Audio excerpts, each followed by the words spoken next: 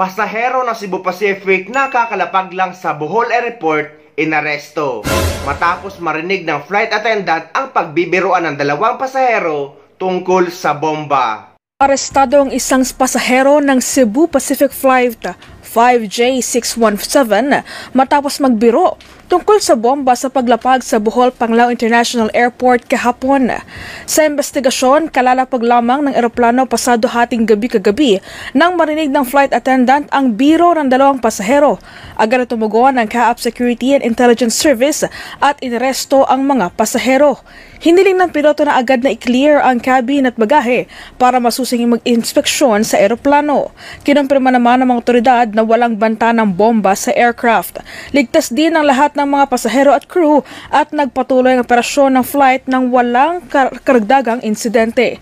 Paalala naman ng Civil Aviation Authority of the Philippines sa publiko na ang pagbibiro tungkol sa bomba ay isang seryosong paglabag sa Presidential Decree No. 1727 na maigpit na nagbabawal sa mga pekeng banta ng bomba.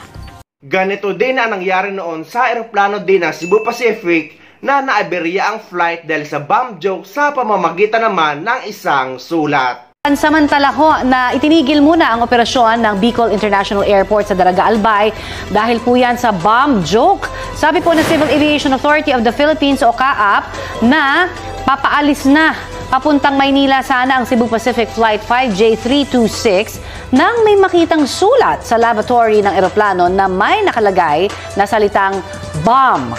Agad naman na isinara ang runway at ipinababa po yung mga pasahero tsaka sinuri yung mga bagahe nila. Pero wala naman daw natagpo ang pampasabog. Bumalik po sa normal ang operasyon ng paliparan matapos ang mahigit 2 oras. Mahigit 10 flights ang na-delay dahil po sa insidente na yan. Iniimbestigahan na ang mahigit 100 pasahero ng eroplano para malaman kung sino ang nag-iwan ng sulat. Napakasamang biro niyan. Oo, tandaan po natin, yung bomb joke ay may kaso. Ay oo, pwedeng makulong talaga dyan.